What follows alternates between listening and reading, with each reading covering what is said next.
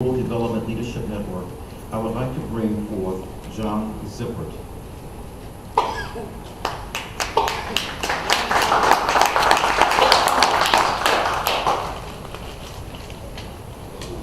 I'm John Zippert. I work for the Federation of Southern Cooperatives in Epps, Alabama, and I am on the board of the Rural Development Leadership Network.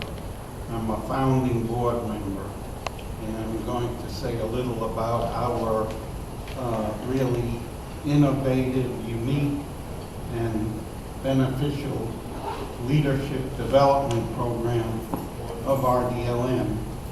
But I want to take a point of personal privilege first, because of the place we are and the lunch counter we've seen, and say to you, and many of you know this, I grew up in New York City, and they had an F.W. Woolworths on the corner of 79th Street and Broadway. And I'm not sure in those pictures, but I think that may have been one of them. But there were many of them that people marched in front of during the protests here in Greensboro in support and sympathy for the courageous act of these 4 students and the many other students that were part of that movement. And I'm proud to say here today, I was 15 years old.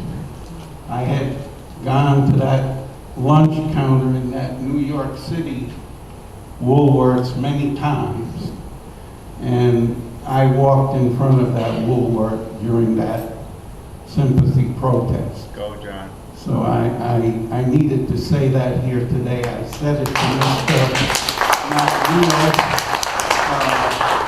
And some of you know that I've kept on marching since then. I went to Louisiana with the Congress of Racial Equality in 1965 to register people to vote for a summer. It's been a long summer.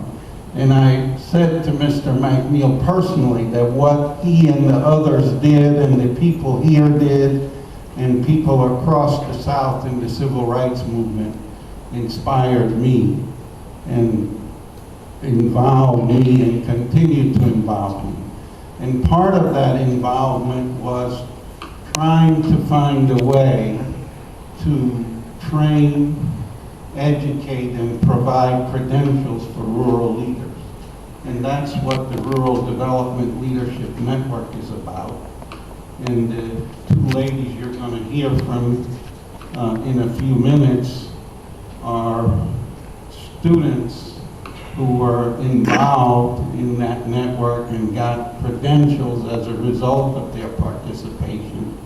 And a number of people working for the Federation of Southern Cooperatives over the years were able to go through the RDLN program and some of its precursors and some of its follow-up.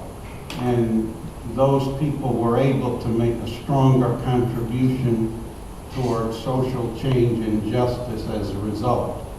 And that's why we're here tonight. I think that's why we've had the program, the assembly we're having at Camp Callaway. And that is a part of what we've tried to do in our RDLN as a continuing effort that's part of the whole continuum of the civil rights movement, the women's movement, and other movements that came out of the efforts that you made, Mr. McNeil, you and many others, that really helped to spark this again in the 60s. And I'm a piece of that and a part of that, and I'm very proud to say that. So that's RDLN is about. We help people to get bachelor's degrees, master's degrees, PhDs in rural interdisciplinary studies, self-directed